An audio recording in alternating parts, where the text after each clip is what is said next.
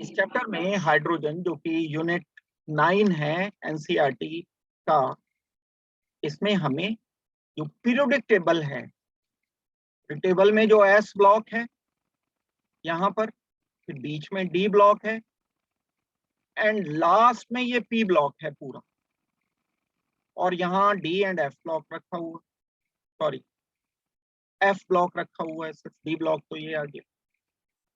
S block में दो groups हैं, group number 1, group number 2। D block में बहुत सारे ग्रुप हैं, ग्रुप नंबर 13, 14, 15, 16, 17, 18। अब इसमें सारे एलिमेंट्स 118 के 18 एलिमेंट्स को अगर हम मिला करके सबको चेक करते हैं तो उनमें एक हाइड्रोजन आता है।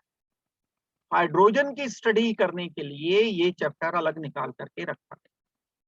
हाइड्रोजन की स्टडी अलग क्यों की जाती है? क्योंकि ये नेचर में पाया जाने वाला, नेचर से मेरा मतलब है यूनिवर्स में पाए जाने वाला पहले नंबर का एलिमेंट। पूरे यूनिवर्स में सबसे ज्यादा जो एलिमेंट पाया जाता है वो हाइड्रोजन। और अगर हम अपनी अर्थ पर देखते हैं तो भी बहुत ज्यादा पाए जाने वाला एलिमेंट तो तीसरे नंबर का ये आता है।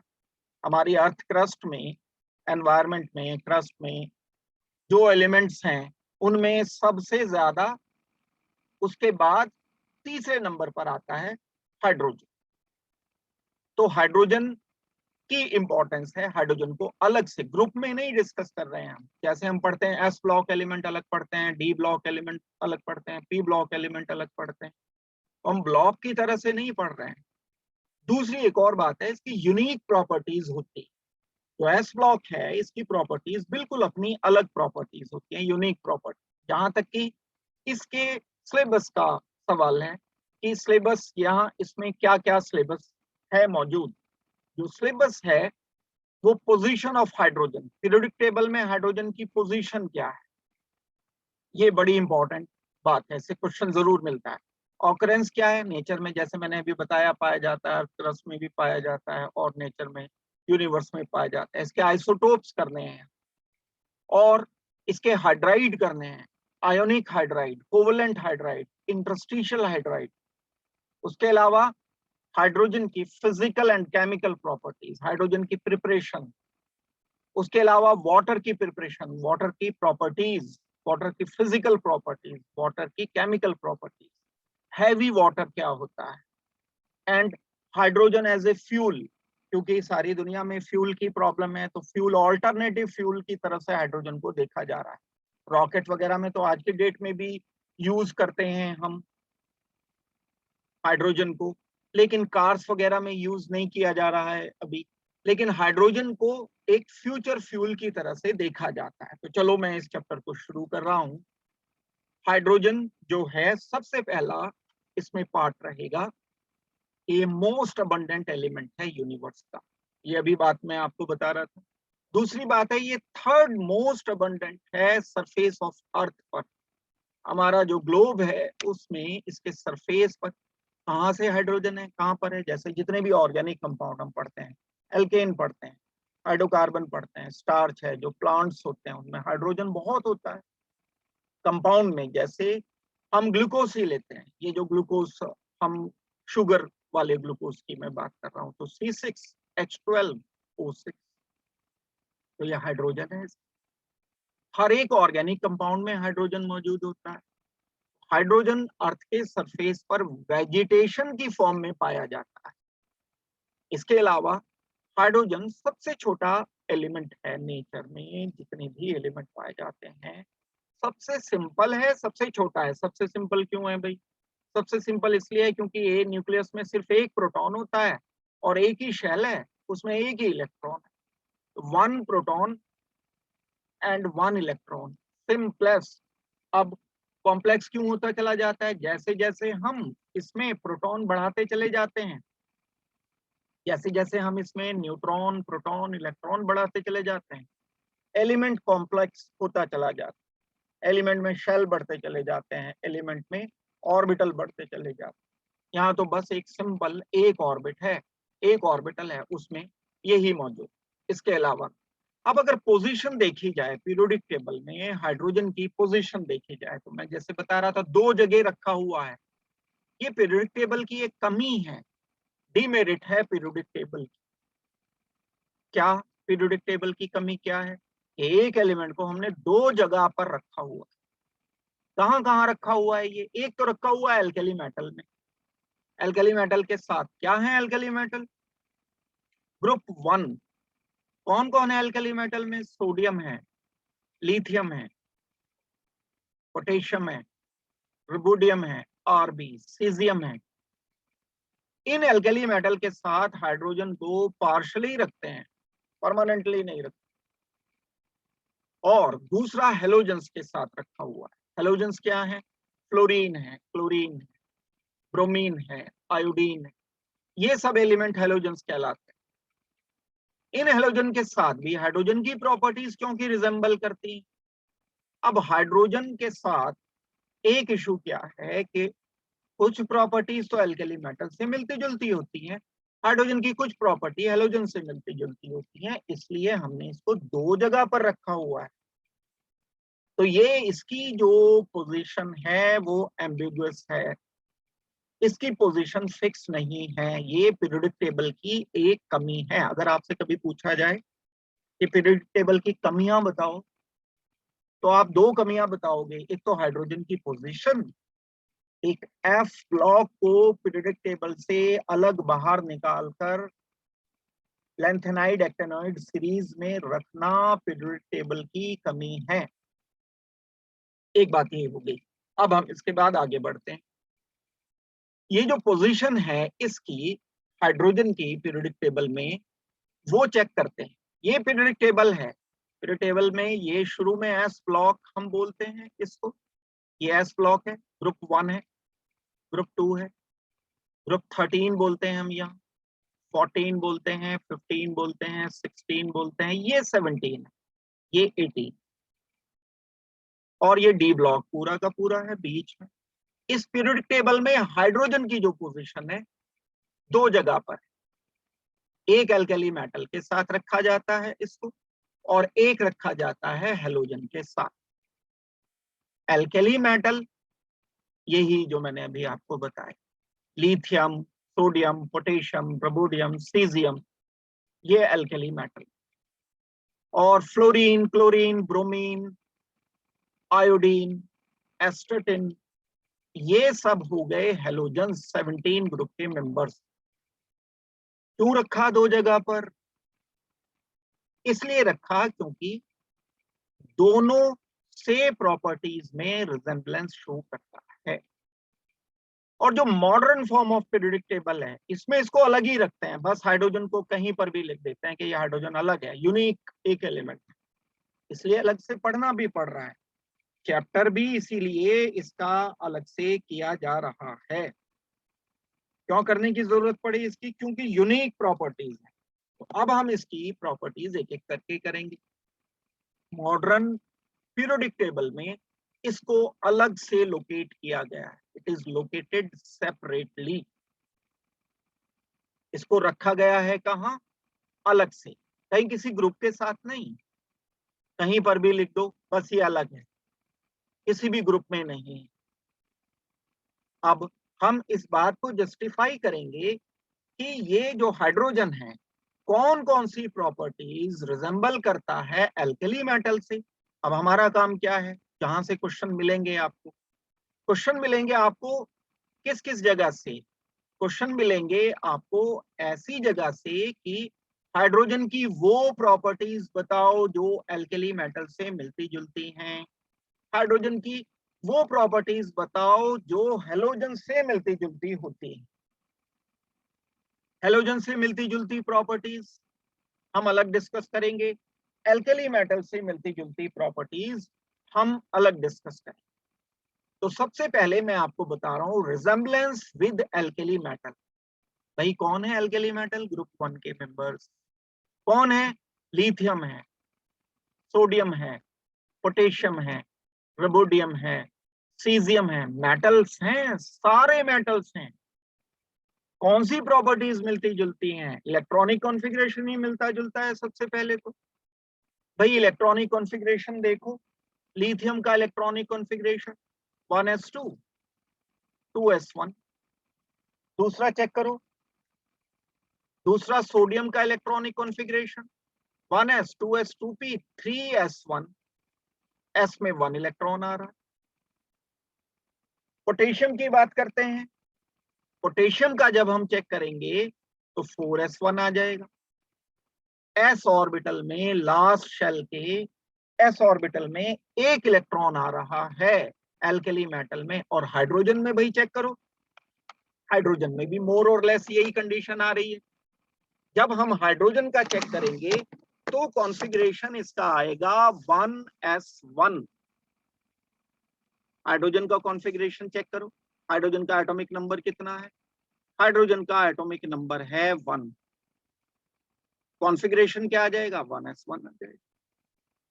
ns1, 1s1 2s1 3s1 4s1 5s1, सबके इलेक्ट्रॉनिक कॉन्फ़िगरेशन एक होना तो फिर तो रिजेम्बलेंस है। कितनी बड़ी रिजेम्बलेंस ये आ रही है अगर हम देखते हैं तो। अगर ये रिजेम्बलेंस है तो सबसे पहले हम बोलेंगे इलेक्ट्रॉनिक कॉन्फ़िगरेशन दोनों का, एल्कली मेटल्स का एंड हाइड्रोजन का मिलता जुलता है, इसलिए हम इसको यहां पर रख रहे हैं। दूसरी बात हम चेक करते हैं, इलेक्ट्रोपॉजिटिव कैरेक्टर देखा जाता है। किसे कहते हैं इलेक्ट्रोपॉजिटिव? जो अपना हाइड्रोजन लूज करने में केपेबल होता है। इलेक्ट्रोपॉजिटिव मतलब जो हाइड्रोजन डोनेट कर सकता है, जो हाइड्रोजन दे सकता है, उसको कहा जाता है इलेक्ट्रोपॉजिटिव। मेटल हैं इलेक्ट्रोपॉजिटिव होते हैं। कैसे इलेक्ट्रोपॉजिटिव है मेटल? अपना इलेक्ट्रॉन दे देते हैं, जैसे लिथियम है। लिथियम पॉजिटिव बना सकता है, Li पॉजिटिव कैसे बनाएगा? अपना इलेक्ट्रॉन लूज कर देगा, क्योंकि इनकी आयोनाइजेशन एनर्जी कम। तो आप देखते हो लिथियम लिखा जाता है लिथियम पॉजिटिव, सोडियम लिखा जाता है सोडियम पॉजिटिव की तरह से। पोटेशियम पॉजिटिव भी बन सकता है, सीजियम पॉजिटिव 1 पॉजिटिव बनता है, हाइड्रोजन पॉजिटिव भी बन सकता है। ये भी तो रिजेम्बलेंस है ना। H positive, caesium positive, potassium positive, sodium positive. Electropositive means जो इलेक्ट्रॉन देने की टेंडेंसी रखते हैं एलिमेंट्स, वो इलेक्ट्रोपॉजिटिव कहलाते हैं। और अगर ये इलेक्ट्रोपॉजिटिव है तो इसकी रिजेम्बलेंस है, सिमिलैरिटी है, ये मिल रहा है किसके साथ? एल्कली मेटल के साथ। ऑक्सीडेशन नंबर की बात आती है। अगर हम ऑक्सीडेशन नंबर देखें तो ऑक्सीडेशन नंबर +1 शो करते हैं ग्रुप 1 के एलिमेंट्स। ग्रुप 1 के एलिमेंट ऑक्सीडेशन नंबर कैसे शो करेंगे? जैसे Na2O। सोडियम का ऑक्सीडेशन नंबर, ऑक्सीजन का तो -2 आ गया, सोडियम का कैलकुलेट करना आता है आपको, +1 आ जाएगा। कोई तरीका x वाला लगाओ, यहाँ पर x multiplied by 2 plus -2 is equal to 0।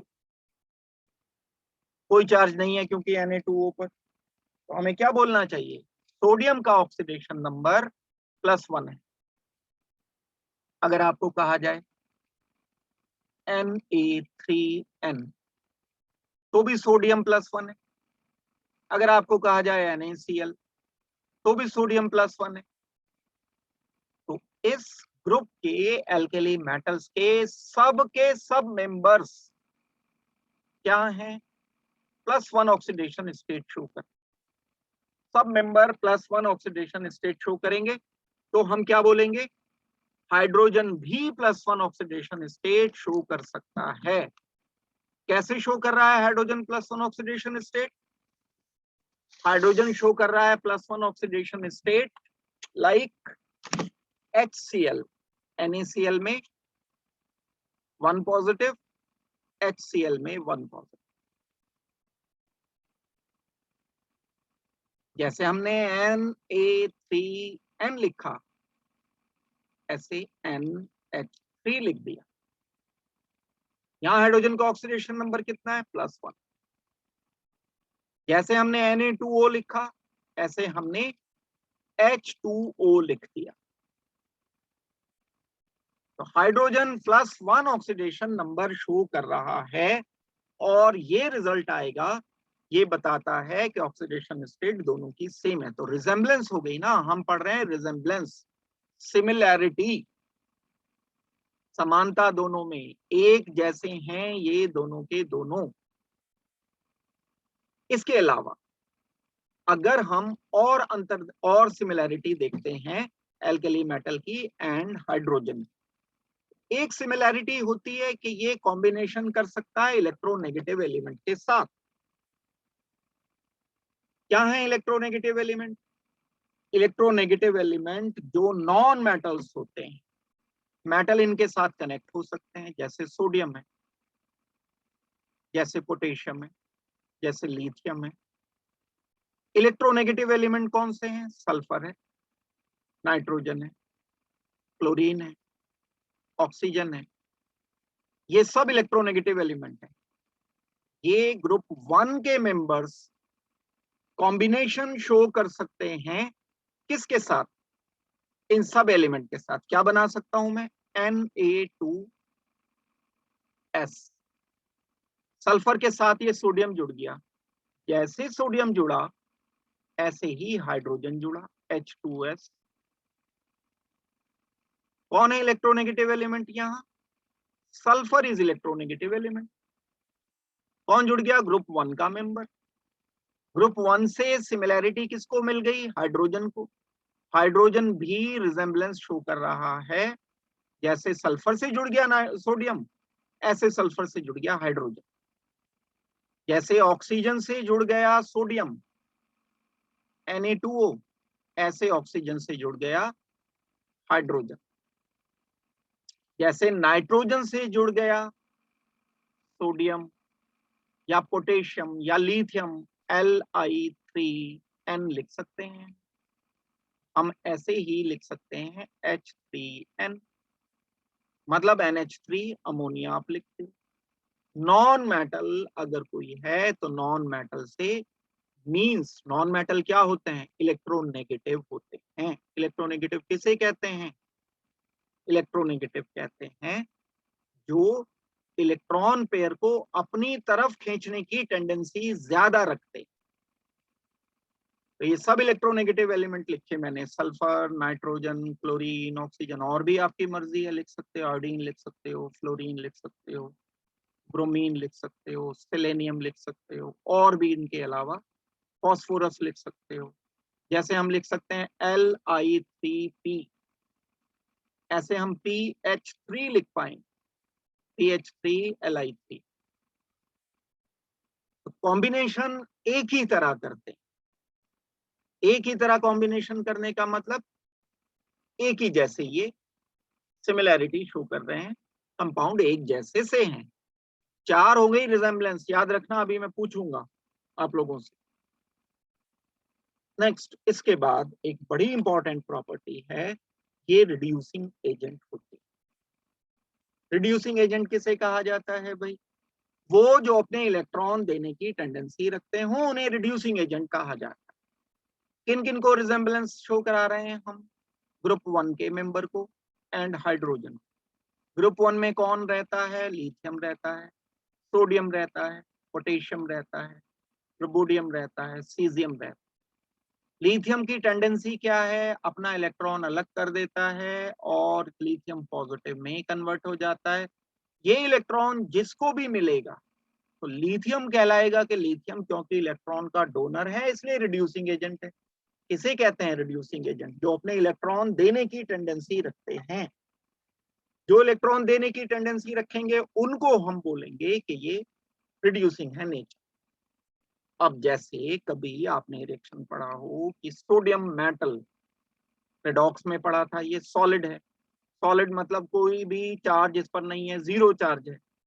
जब क्लोरीन से रिएक्शन ये करता है, रिएक्शन करने पर सोडियम अपना इलेक्ट्रॉन इसको देगा, क्लोरीन ले लेगा electron, chlorine is oxidising and sodium metal is reducing in nature.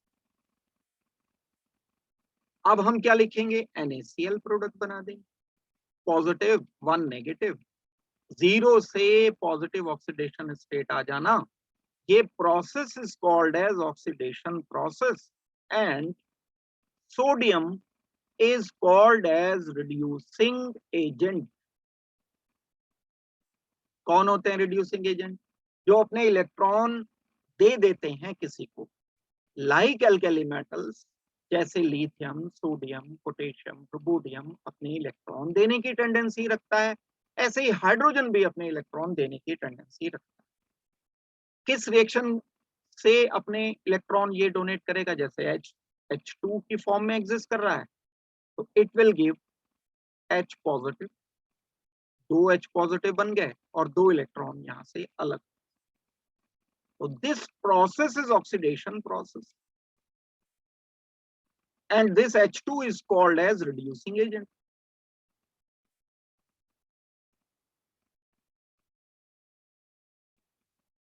अब इस इक्वेशन को अगर कभी मैं बिल्कुल ठीक इसी तरह से जैसे Na को HCl2 से रिएक्शन किया, ऐसे अगर मैं कभी H2 को Cl2 के साथ रिएक्शन कर देता हूं तो HCl बन जाए। यहां 0 ऑक्सीडेशन नंबर है, यहां 0 ऑक्सीडेशन नंबर है क्लोरीन का। हाइड्रोजन 1 पॉजिटिव हो गया, क्लोरीन 1 नेगेटिव हो गया। H2 को H पॉजिटिव में कन्वर्ट करना ऑक्सीडेशन प्रोसेस, और इस रिएक्शन में H2 is working as reducing agent. तो हाइड्रोजन अच्छा रिड्यूसिंग एजेंट है भाई, हाइड्रोजन तो हो गई है, आपने पढ़ भी रखा है, जहां पर हाइड्रोजन जाकर के कनेक्ट हो जाता है वो जहां पर भी कनेक्ट हुआ ये वो रिड्यूस हो जाता है। जो भी हाइड्रोजन प्रोवाइड करते हैं वो रिड्यूसिंग एजेंट, और मेटल भी रिड्यूसिंग एजेंट होते हैं। हम किससे कंपेयर कर रहे हैं? ग्रुप 1 के मेंबर्स हाइड्रोजन से रिजेम्बलेंस शो करेंगे। ग्रुप 1 के मेंबर एंड हाइड्रोजन एक तरीके का बिहेव करते हैं, ये है सिमिलैरिटी। अब अगर हम इसको चेक करें एक इक्वेशन को, Fe2O3 कौन? हाइड्रोजन से रिएक्शन, यहां बन गया आयरन। आयरन का ऑक्सीडेशन नंबर कितना आ गया? 0। यहां ऑक्सीडेशन नंबर कितना है? इससे पहले वाले में आयरन का 3 पॉजिटिव है। आयरन 3 पॉजिटिव से 0 में आ गया। हाइड्रोजन का ऑक्सीडेशन नंबर था 0, ये 0 से आ गया 1 पॉजिटिव में। 0 से 1 पॉजिटिव में आना ये प्रोसेस है ऑक्सीडेशन। 3 पॉजिटिव से 0 में आना ये प्रोसेस है रिडक्शन। रिडक्शन का कारण कौन बना? हाइड्रोजन। हाइड्रोजन ने इलेक्ट्रॉन दिए इसको 3, एक आयरन 3 पॉजिटिव को 3 इलेक्ट्रॉन दिए, that's why hydrogen is called as reducing agent.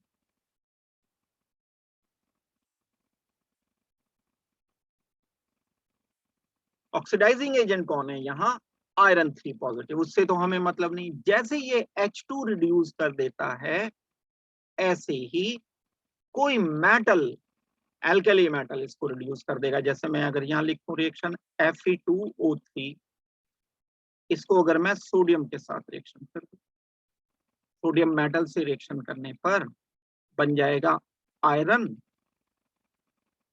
Plus sodium hydride Na, और यहाँ सॉरी Na2O सोडियम ऑक्साइड यहां पर अलग हो जाना चाहिए। सोडियम से रिएक्शन करने पर आयरन अलग हो गया, जैसे H2O अलग किया था हमने ऐसे Na2O अलग कर दिया। यहाँ सोडियम 1 पॉजिटिव बन गया, यहाँ सोडियम 0 था, 0 से 1 पॉजिटिव ऑक्सीडेशन, ये इलेक्ट्रॉन जो गए वो किसे मिले? ये आयरन को मिले। सिमिलैरिटी है। और भी कोई रिएक्शन देख सकते हैं हम, ये जैसे B2O3 है, रिड्यूसिंग एजेंट की तरह से ये एक्ट कर रहा है। कौन है? यहाँ पोटेशियम है रिड्यूसिंग एजेंट।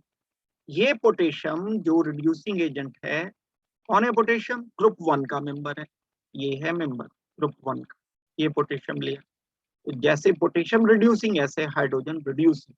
इंपॉर्टेंट प्रॉपर्टी है, कोई भी सिमिलैरिटी बीच में ऑब्जेक्टिव में, तो ये जब तक थ्योरी नहीं पता होगी ऑब्जेक्टिव प्रॉपरली नहीं कर पाओगे, मुश्किल बात हो जाएगी। एक और इंपॉर्टेंट सिमिलैरिटी, 5 सिमिलैरिटी हो गई। 5 की 5 दोहरा लो, दोहराते रहो, अच्छी तरह से भी मैं पूछूंगा वापस। नंबर 6, ये जब इलेक्ट्रोलिसिस प्रोसेस हम करते हैं, क्या होता है इलेक्ट्रोलिसिस प्रोसेस? जब हम कोई एक इलेक्ट्रोलाइट लेकर, एक पॉजिटिव एंड एक नेगेटिव लेकर, ये सॉल्यूशन बनाया मैंने, उस सॉल्यूशन में एक कैटायन है और एक एनायन है, उस सॉल्यूशन में मैंने डिप कर दिया इलेक्ट्रोड्स को। इसे कहते हैं इलेक्ट्रोड। इलेक्ट्रोड कहते हैं वो बैटरी के टर्मिनल जो किसी एक मेटल से जोड़ दिए जाएं या कार्बन से जोड़ दिए जाएं। बैटरी का एक टर्मिनल, बैटरी का दूसरा टर्मिनल, एक टर्मिनल जोड़ दिया मैंने इसके साथ, एक टर्मिनल जोड़ दिया मैंने इसके साथ।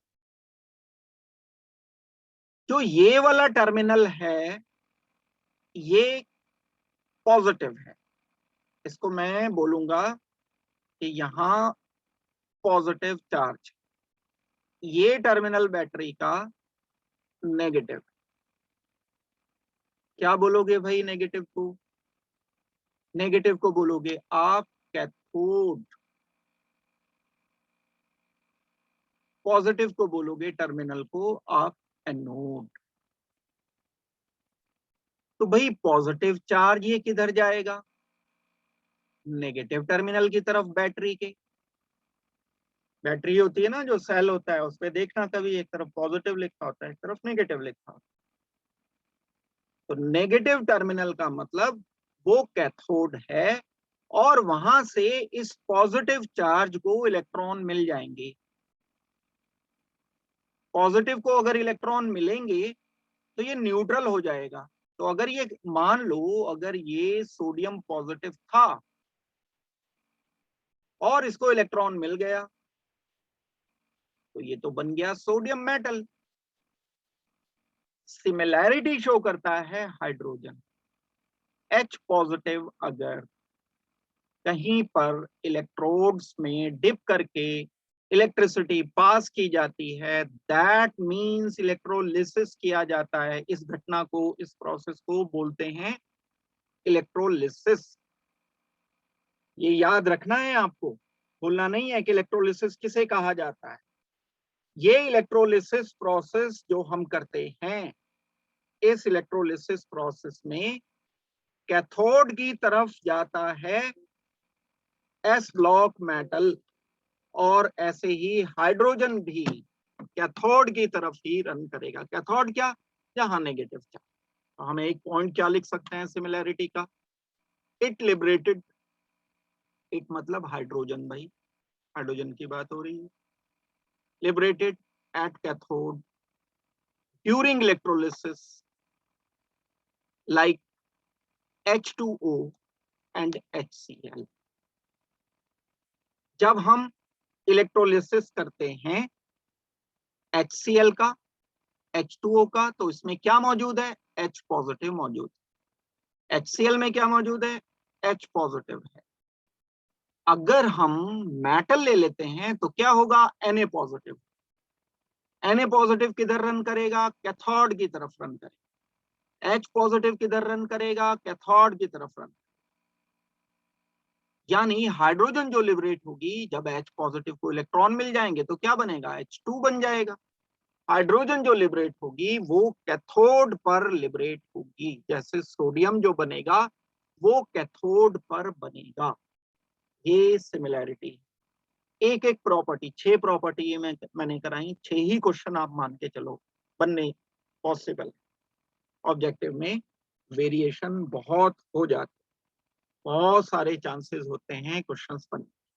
तो अब आप इसे देख सकते हो। जैसे एक ये मैंने, एक ये पिक्चर में क्या है? Cathode, anode. कैथोड पर चार्ज नेगेटिव, ये नेगेटिव चार्ज इस पर है। ये नेगेटिव चार्ज क्या करेगा? H पॉजिटिव को इलेक्ट्रॉन देगा। HCl लिया हमने यहां, HCl का इलेक्ट्रोलिसिस किया, HCl का इलेक्ट्रोलिसिस करने पर H पॉजिटिव को इलेक्ट्रॉन मिल जाएंगे। ये इलेक्ट्रॉन कौन दे रहा है? कैथोड दे रहा है। कैथोड ने इलेक्ट्रॉन दिए तो क्या बन गया? H2 बन गया। H2 को मैं बोलूंगा कि ये लिबरेट हुआ है कैथोड पर, तो ये इलेक्ट्रोलिसिस किया गया किसका? HCl। दूसरा, अगर मैं अब इलेक्ट्रोलिसिस करता हूं NaCl का, इस बार मैंने HCl का नहीं किया, HCl की जगह NaCl लिया, तो अब कैथोड पर कौन आएगा? मतलब नेगेटिव इलेक्ट्रोड पर कौन आएगा? जहां नेगेटिव चार्ज है वहां आएगा सोडियम।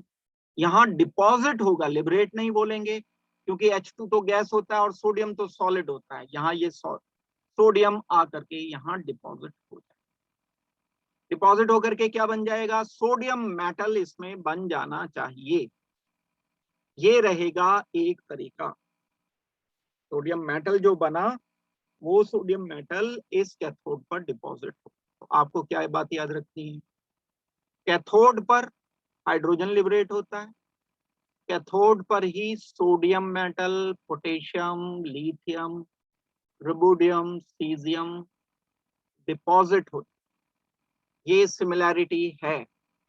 अगर हम इलेक्ट्रोलिसिस करें HCl का या इलेक्ट्रोलिसिस करें NaCl, तो ये मैंने आपको टोटल 6 सिमिलैरिटी बताई ग्रुप 1 मेंबर्स की एंड हाइड्रोजन की। आपको अगर इसमें कोई दिक्कत है तो मुझे जल्दी से पहले बताओ, फिर हम इसके बाद आगे डिस्कस। सिमिलैरिटी हमने डिस्कस की एल्कली मेटल्स के साथ, ऐसे ही ये रिजेम्बलेंस हैलोजेंस के साथ शो करते हैं। हाइड्रोजन प्रॉपर्टीज शो करता है ग्रुप 1 के मेंबर से ग्रुप 17 मेंबर्स। ग्रुप 1 में कौन से मेंबर हैं? Lithium, sodium, potassium, rubidium. Group 17 में कौन है? Fluorine, chlorine, bromine, iodine, astatine. ये सब जो मेंबर्स हैं वो ग्रुप 17 के मेंबर्स। यहां भी इलेक्ट्रॉनिक कॉन्फ़िगरेशन रिजेंबल करता है, लेकिन थोड़ा अलग तरीके से। कैसे भाई? हम इलेक्ट्रॉनिक कॉन्फ़िगरेशन एक ही तरफ तो मिला सकते हैं, या तो एल्कली मेटल के साथ मिला लो या हेलोजन के साथ मिला लो। एल्कली मेटल के साथ तो रिजेंबलेंस हो गई, आउटर शेल में एक इलेक्ट्रॉन होता है, इनके भी आउटर शेल में एक इलेक्ट्रॉन है। ग्रुप 17 यानी हेलोजेंस के साथ कैसे रिजेंबलेंस शो करता है? इनके इलेक्ट्रॉनिक कॉन्फ़िगरेशन चेक करो। ग्रुप 17 का इलेक्ट्रॉनिक कॉन्फ़िगरेशन होता है NS2 NP5, ये है कॉन्फ़िगरेशन। NS2 NP5 क्या कर सकता है? इलेक्ट्रॉन गेन करने की टेंडेंसी रखता है। इसको ग्रुप 17 के मेंबर को एक इलेक्ट्रॉन लेने के लिए क्या करना पड़ेगा? एक इलेक्ट्रॉन ये लेगा और इनका ऑक्टेट पूरा हो जाएगा। हाइड्रोजन के लिए भी कुछ मोर और लेस ऐसा ही है। हाइड्रोजन के आउटर शेल में एक इलेक्ट्रॉन होता है 1s1। इसका ऑक्टेट तो हमें चेक करना नहीं होता है, लेकिन हमें क्या चेक करना होता है? डुप्लेट चेक करना होता है। जब हाइड्रोजन एक इलेक्ट्रॉन बाहर से गेन करता है तब 1s2 स्टेबल कॉन्फ़िगरेशन हो जाता है, जैसे हेलोजन का एक इलेक्ट्रॉन लेने के बाद स्टेबल कॉन्फ़िगरेशन हो जाता है। तो हम क्यों बोल रहे हैं इलेक्ट्रॉनिक कॉन्फ़िगरेशन में similarity? Both group 1 and group 1 नहीं, हाइड्रोजन, क्योंकि रिजेंबलेंस अब हम शो करा रहे हैं हाइड्रोजन की, ग्रुप 1 की नहीं करा रहे हैं। Both hydrogen and halogens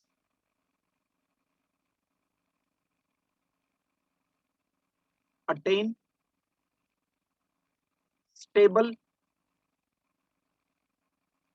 electronic configuration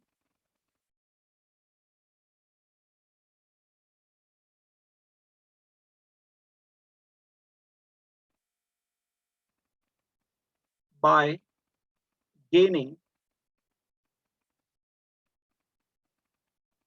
1 electron.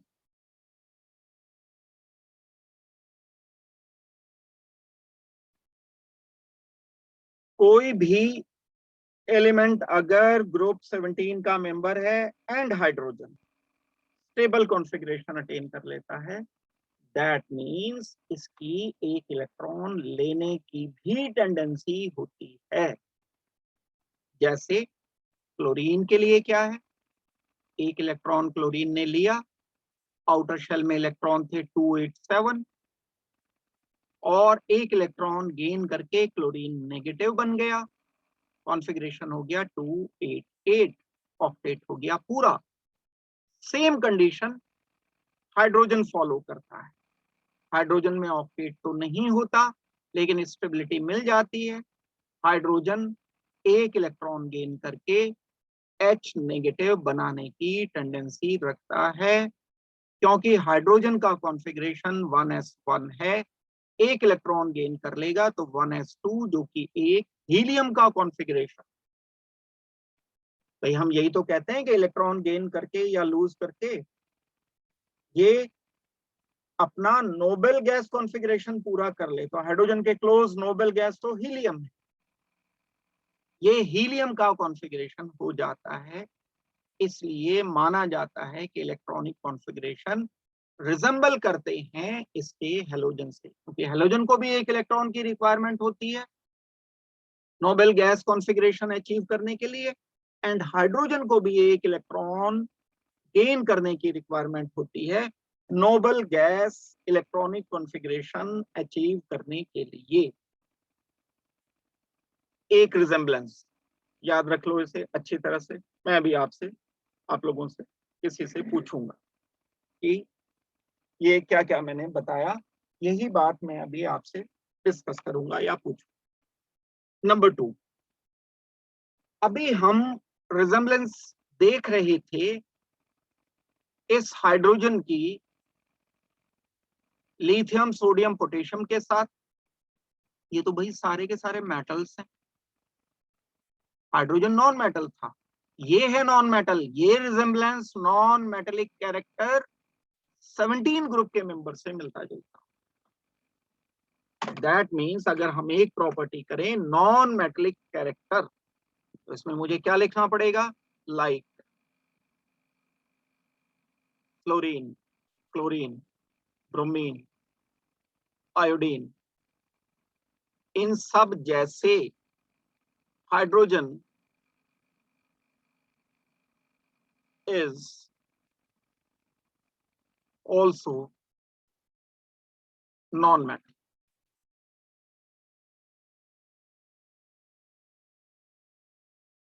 Non metal किसे कहते हैं, जो इलेक्ट्रॉन गेन करने की टेंडेंसी रखते हैं। इसी तरह से एक और बिहेवियर है इसका, एटोमिसिटी। एटोमिसिटी का मतलब कितने एटम का मॉलिक्यूल बनता है। 2 एटम का मॉलिक्यूल बनता है हाइड्रोजन, चेक करो H2। तो भाई फ्लोरीन का कितने का बनता है, 2 एटम, एटोमिसिटी इज 2।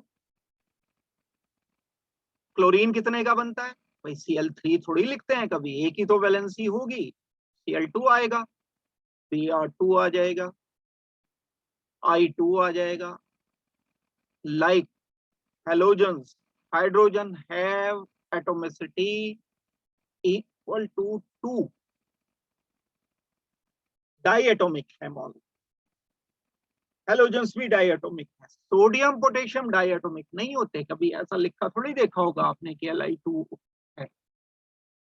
लिथियम तो बस मेटल है, मेटलिक बॉन्ड होता है, अकेला लिथियम एटम ही होता है, एटॉमिक फॉर्म में एग्जिस्ट करते हैं ये मेटलिक फॉर्म।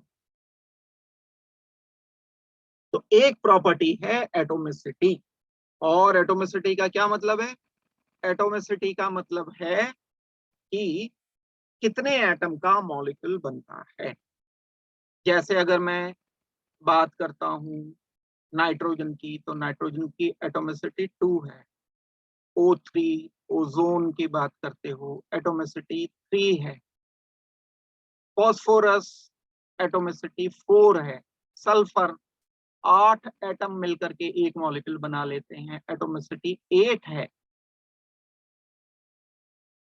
एटम जैसे नोबल गैसेस की एटोमिसिटी 1 है। हीलियम, हीलियम तो अकेला ही होता है, एटोमिसिटी इज इक्वल टू 1। कितने एटम का मॉलिक्यूल बना, वो रिजेम्बलेंस करता है हेलोजन के साथ। हाइड्रोजन एंड हेलोजन में ये सिमिलैरिटी है। 3 प्रॉपर्टीज हो गई। कंपाउंड एक जैसे बनते हैं। अगर हम जस्ट बात करते हैं कंपाउंड्स की, तो ये एक जैसे कंपाउंड बनाते हैं दोनों। कौन कौन? हेलोजन्स एंड हाइड्रोजन एक जैसे कंपाउंड बनाने की टेंडेंसी रखते हैं। आप चेक कर लो कहीं से, CCl4, एक कोई सा भी कंपाउंड लिखो जो हेलोजन का है, तो भाई CH4 भी लिखोगे। एक जैसा हुआ ना कंपाउंड, ये तो हेलोजन है, ये हाइड्रोजन है, तो सिमिलैरिटी हो गई। आप लिखो कोई और हेलोजन के साथ, जैसे NCl3, आप यहां लिख सकते हो NH3। एक जैसे कंपाउंड नाइट्रोजन का बना क्लोरीन के साथ, 3 क्लोरीन के साथ, नाइट्रोजन का 3 हाइड्रोजन के साथ कंपाउंड बना। आप यहां सोडियम का क्लोरीन से कंपाउंड बना सकते थे, NaCl, बिल्कुल HCl आप लिख सकते हो। सोडियम रिजेम्बलेंस किसके साथ हो गई यहां? अच्छा, ये तो मेटल की रिजेम्बलेंस हो गई, ये मेटल के साथ हो गई क्योंकि मैंने क्लोरीन यहां कॉमन ले लिया। मैं यहां लिख सकता हूं, चेंज करूंगा मैं कंपाउंड, NaCl, NaH लिखना चाहिए, sodium and sorry NaH। Cl negative, hydrogen negative. Cl negative, H negative क्या इंडिकेट करते हैं? दोनों में समानता है, सिमिलैरिटी है। सोडियम, सोडियम, सेम टाइप के compound, similar type of compound बनते हैं। और चेक कर लो, हेलोजन के साथ हम लिख सकते हैं OF2 लिख दो, या और भी कोई सल्फर के साथ क्लोरीन लिख सकते हैं हम, सल्फर SCl4 कंपाउंड बनता है। एक सल्फर के साथ 4 क्लोरीन लगाए, SH4 बन जाता है, SCl2 बन जाता है, H2S बन जाता है। और सिमिलैरिटी देखो, कोई और कार्बन के साथ सिलिकॉन, SiF4, सिलिकॉन के साथ 4 फ्लोरीन, SiH4। किसने सिमिलैरिटी शो की? यहां सिमिलैरिटी शो की फ्लोरीन ने, किस? हाइड्रोजन के साथ। हेलोजन की सिमिलैरिटी हाइड्रोजन के साथ होती है, सेम काइंड ऑफ कंपाउंड बना सकते हैं। और देखते हैं इसके बाद, ऑक्सीडेशन स्टेट +1 तो शो करता ही है, -1 ऑक्सीडेशन स्टेट भी हाइड्रोजन शो करता है। जैसे सोडियम है, सोडियम तो हमेशा +1 शो करेगा, -1 ऑक्सीडेशन स्टेट कभी भी शो नहीं करता सोडियम, सिर्फ और सिर्फ +1 ऑक्सीडेशन स्टेट शो करेगा। भाई हम कभी भी अगर लिखेंगे NaCl Na2O, तो उसमें +1 ऑक्सीडेशन स्टेट शो कराएं, लेकिन हाइड्रोजन +1 भी शो कर सकता है, -1 भी शो कर सकता है। कैसा एग्जाम्पल मैं दे सकता हूं इसका? जैसे अगर मैं लिखता हूं HCl, तो यहां hydrogen is in +1 oxidation state, अगर मैं कोई एग्जाम्पल लिखता हूं NaH, तो ये पॉजिटिव और ये नेगेटिव, हाइड्रोजन यहां पॉजिटिव, हाइड्रोजन यहां नेगेटिव। हाइड्रोजन दो तरफ रिजेम्बलेंस शो कर रहा है। हाइड्रोजन रिजेम्बलेंस किससे शो कर रहा है? एल्कली मेटल के साथ, जैसे हम लिखते हैं NaCl, लिथियम क्लोराइड, एल्कली। और हेलोजन के साथ जैसे मैं लिखता हूं NaH, ऐसे NaCl, NaF, इनकी -1 ऑक्सीडेशन स्टेट होती है हेलोजन। ऑक्सीडेशन स्टेट -1 ये शो कर सकते हैं। 5 ये प्रॉपर्टीज हो गई हैं जो रिजेम्बलेंस मैंने आपको बताई है। किसके साथ? हेलोजन के साथ। अब इसको आप में से कोई मुझे सम अप करके बता। जैसे हमने डिस्कस किया सिमिलैरिटी को, ऐसे हम difference between hydrogen and alkali metal discuss कर सकते।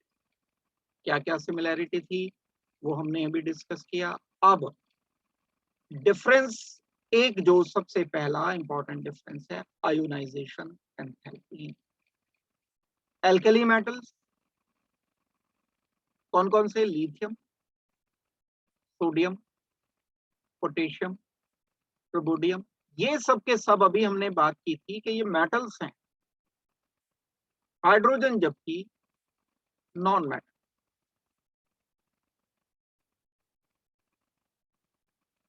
ये बात इसके बिल्कुल अपोजिट जाती, ये डिसिमिलैरिटी। इनसे इलेक्ट्रॉन निकालना आसान है। आयोनाइजेशन एनर्जी या ionisation enthalpy of alkali metals are very low, लेकिन आयोनाइजेशन एंथैल्पी जो होती है इस हाइड्रोजन की, ये काफी ज्यादा होती है। आयोनाइजेशन एनर्जी एकदम से दिमाग में डेफिनेशन आनी चाहिए। गैसियस आइसोलेटेड एटम से एक मोल लेकर एक इलेक्ट्रॉन निकालकर गैसियस स्टेट में कैटायन बनाने पर जितनी एनर्जी रिक्वायर्ड होती है that is called as ionisation enthalpy. अगर हम ये इलेक्ट्रॉन निकालकर कैटायन बना रहे हैं, हाइड्रोजन के लिए ये काम मुश्किल है, आयोनाइजेशन एंथैल्पी ज्यादा, वो बात एक अलग है कि बन जाता है। लिथियम, सोडियम, पोटेशियम, रुबिडियम के लिए ये काम बहुत आसान है।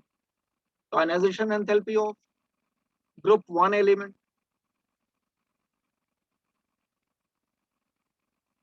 कौन है group 1 element? Alkali metals are very low. However,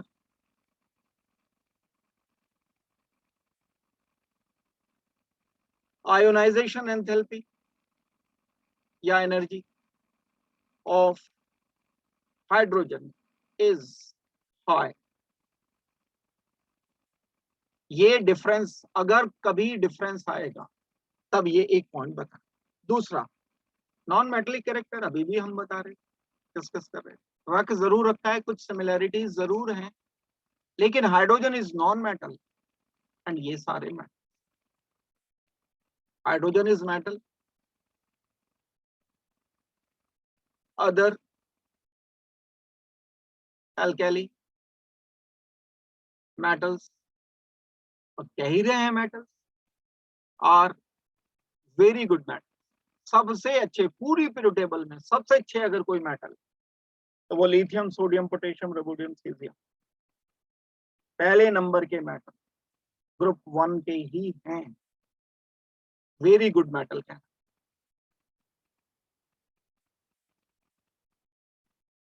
उसके बाद अगर हम चलते हैं आगे,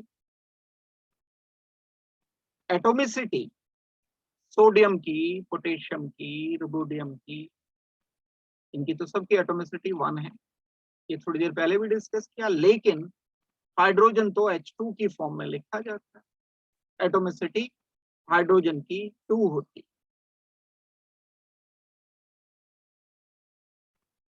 atomicity is equal to 2। Atomicity is equal to 1। ये एक बड़ा इंपॉर्टेंट अंतर है कंपाउंड के नेचर में डिफरेंस। 3 हो गए ये डिफरेंस। चौथा जो डिफरेंस आएगा नेचर ऑफ कंपाउंड में आएगा। ग्रुप 1 के कौन कौन से एलिमेंट हैं भाई? लिथियम है, सोडियम है, पोटेशियम है। इसके कंपाउंड देख लो, NaCl देखो, पोटेशियम क्लोराइड देखो, और लिख लो Na2O लिख लो, और लिख लो Na2S लिख लो। कोई भी कंपाउंड लिख लो आयोनिक ही आएगा, नेसेसरीली आयोनिक। कौन होते हैं आयोनिक कंपाउंड? जिनमें इलेक्ट्रोनेगेटिविटी डिफरेंस बहुत ज्यादा होता है।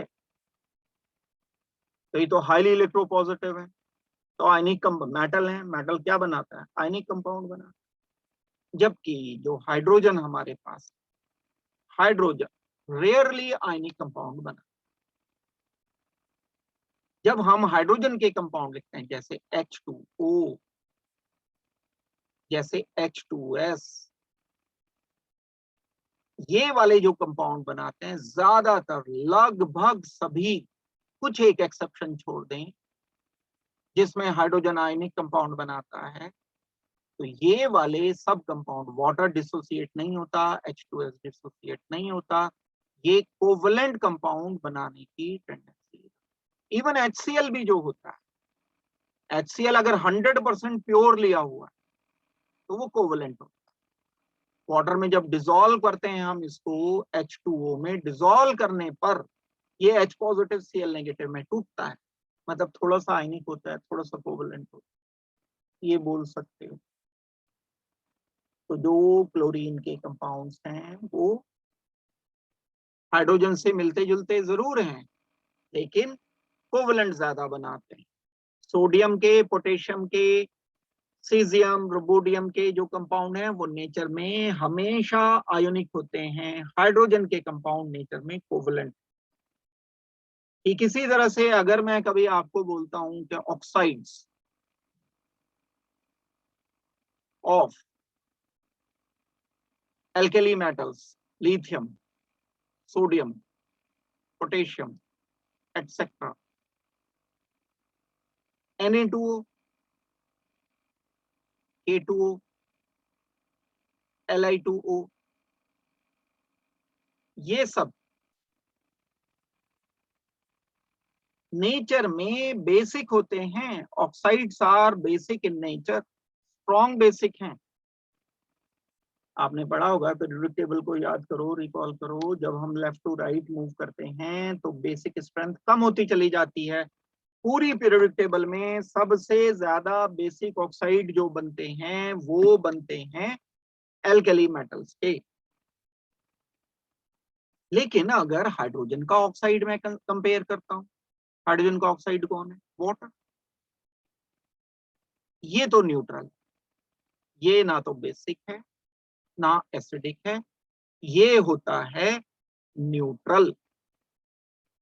Oxide of hydrogen is neutral, oxide of alkali metals are basic.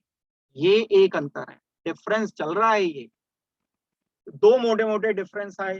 Number 1, hydrogen के कंपाउंड कोवलेंट बनते हैं, एल्कली मेटल के कंपाउंड आयोनिक बनते हैं। दूसरा डिफरेंस, हाइड्रोजन का ऑक्साइड न्यूट्रल होता है, एल्कली मेटल के ऑक्साइड नेचर में स्ट्रॉन्ग बेसिक होते हैं। 2 पॉइंट हैं, 2 क्वेश्चन, बिल्कुल इससे बाहर होगा ही नहीं क्वेश्चन कुछ। मतलब अगर इस टॉपिक पे आएगा कुछ तो कोई और ट्विस्ट हो ही नहीं सकता है। यही 2 पॉइंट हैं बस। ये थ्योरी पता होगी जैसे वो आराम से आंसर कर सकता है। Compound of hydrogen are predominantly covalent, यही बात हमने की। जैसे वाटर का एग्जांपल लिया, कोवलेंट है। H2S का एग्जांपल लिया, कोवलेंट।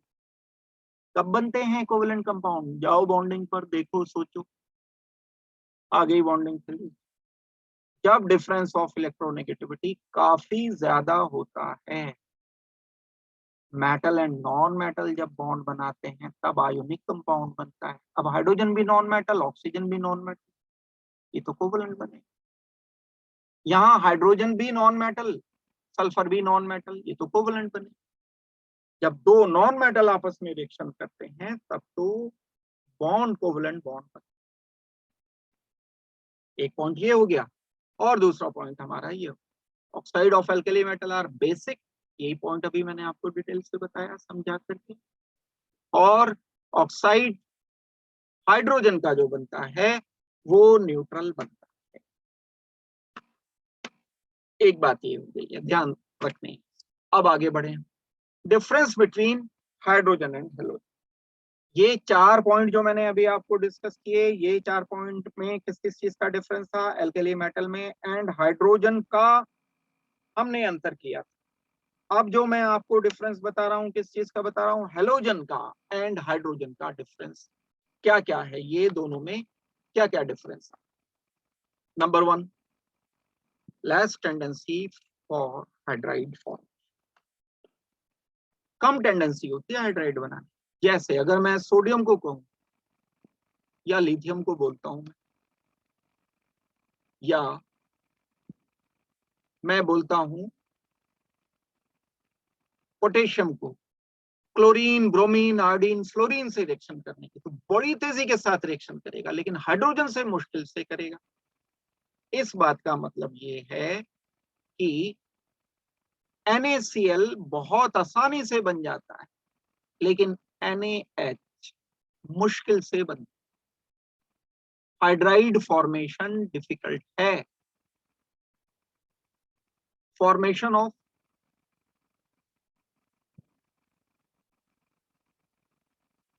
NaH, LiH,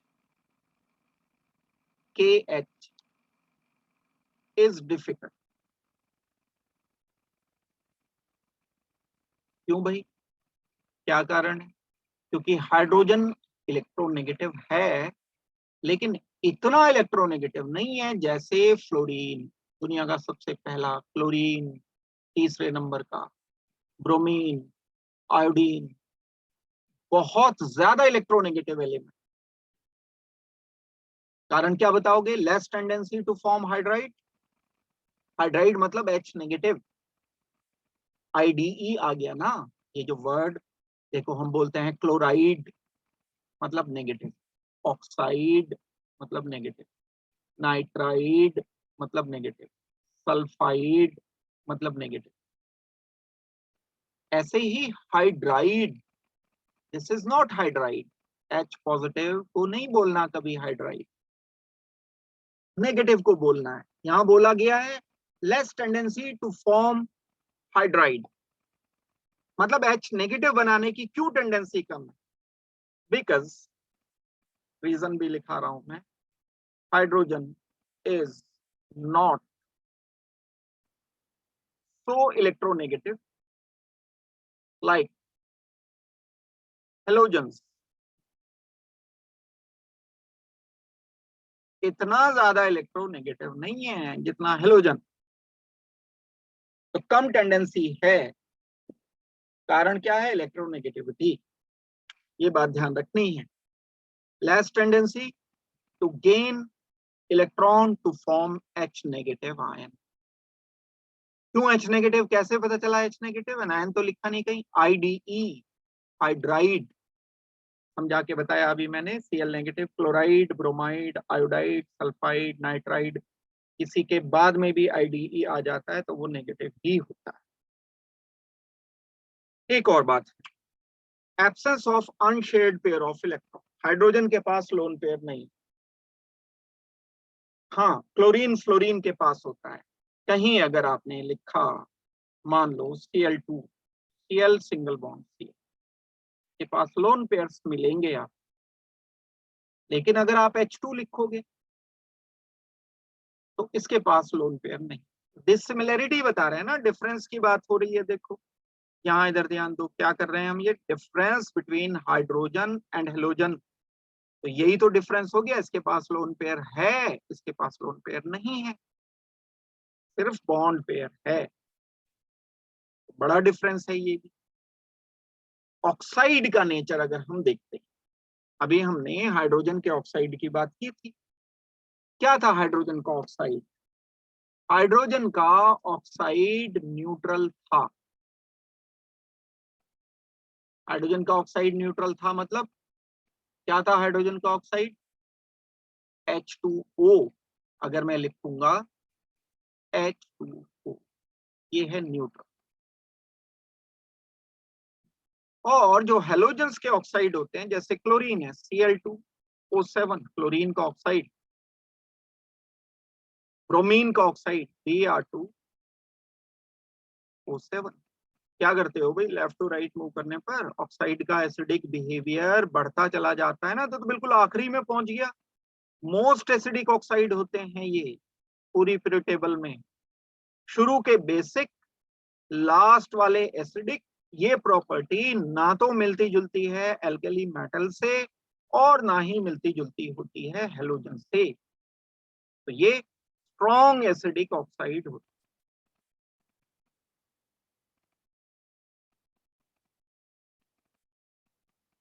ये जो बनाते हैं स्ट्रॉन्ग एसिडिक ऑक्साइड बनाते हैं कौन? हेलोजन। और हाइड्रोजन क्या बनाता है? हाइड्रोजन न्यूट्रल ऑक्साइड बनाता है। ये है एक और अंतर, एक डिफरेंस है वो ये भी। तो टोटल मिलाकर के हमारे ये 3 डिफरेंस। किस किस में डिफरेंस है? ये हेलोजन में। एंड दूसरा किस में है डिफरेंस? हाइड्रोजन। तो इस पर बेस क्वेश्चन, थ्योरी बता है तो क्वेश्चन बता कर। मान लो हम एक छोटा सा क्वेश्चन ले, असर्शन रीजन का क्वेश्चन है ये, मान लो। अब आप इसे सॉल्व करके बताओ। इसमें वही सारे पॉइंट जो हम पहले कर रहे होते। Hydrogen resemble both alkali metal as well as halogen. तो ठीक है, ट्रू है, assertion is true.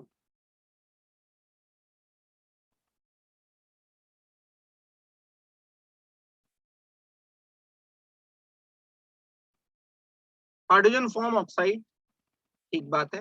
Halide H2O, HCl, sulphide H2S, and exist as diatomic। देखो, दोनों से प्रॉपर्टी में रिजेम्बलेंस शो कर रहा है, ये बात ट्रू है। दूसरी बात क्या है? दूसरी बात है वाटर बनना, HCl बनना, H2S बनना, किससे रिजेम्बलेंस है? ये रिजेम्बलेंस है एल्कली मेटल से। ये हो जाएगा Na2O, ये हो जाएगा NaCl, ये हो जाएगा Na2S। ये किससे रिजेम्बलेंस हुई? सोडियम पोटेशियम से, फर्स्ट ग्रुप से। H2 बनना क्या किससे रिजेम्बलेंस शो कर रहा है? अभी हमने डिटेल से किया है सारा कुछ, हेलोजेंस के साथ। ग्रुप 17 के मेंबर्स बनाते हैं F2, Cl2, Br2, ऐसे ही H2 बनता। बात ठीक है। रीजन ये है, रिजेम्बलेंस ये शो कर रहा है क्योंकि ये प्रॉपर्टीज मिल रही हैं किससे? ये प्रॉपर्टी मिल रही है एल्कली मेटल्स। और ये वाली जो प्रॉपर्टीज हैं डाइएटॉमिक मॉलिक्यूल की तरह ये मिल रही हैं प्रॉपर्टीज हेलोजन। इसीलिए ये दोनों से रिजेम्बलेंस शो करने वाला पॉइंट है। That means assertion and reason, ये दोनों बातें करेक्ट हैं। और ये असर्शन इसीलिए तो बना क्योंकि ये दोनों से प्रॉपर्टी में रिजेम्बलेंस शो कर रहा है। तो both are true and it is correct explanation of assertion। ये आपको आंसर करना पड़ेगा।